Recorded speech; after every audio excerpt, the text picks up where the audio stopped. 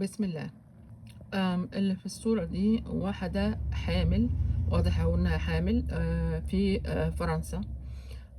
والست دي طبعا فرنسا بالذات دونا عن العالم كله، كلهم طبعا مباح عندهم قلة الأدب، بس فرنسا يعني بتتباهى بالموضوع ده.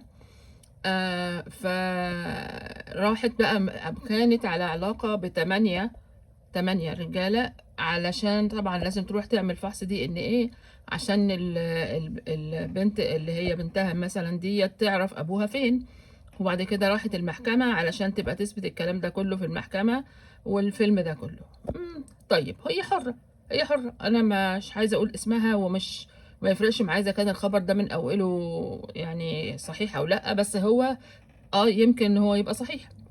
طب ايه الهدف من ان الانسان جايب حاجه زي كده؟ الهدف ان هم في كاس العالم جابوا بنت طفله صغيره عندها بتاع 6 سنين، لابسه الشرب او الطرحه، في منزلينها مع فريق الفرنسي، وضجه كبيره جدا حصلت في فرنسا، ومجلس الشعب ومش مجلس الشعب، ولازم نشيل الطرحه علشان تبقى عندها الحريه. طب ما الوليه دي كانت عايشه في فرنسا لما حصلت لها المهزله دي وبموافقتها، والناس كلهم، واتفضحت اي نعم بس بموافقتها. يا ماشي، يعني انت سيادتك عايز الحرية اللي هي زي بتاعت الست دي حتى لو هي عربية؟ انت عايز كده؟ طب خلاص هي حرة، انتوا قلتوا ان هي حرة، خلاص خلي المحجبة برضو هي حرة.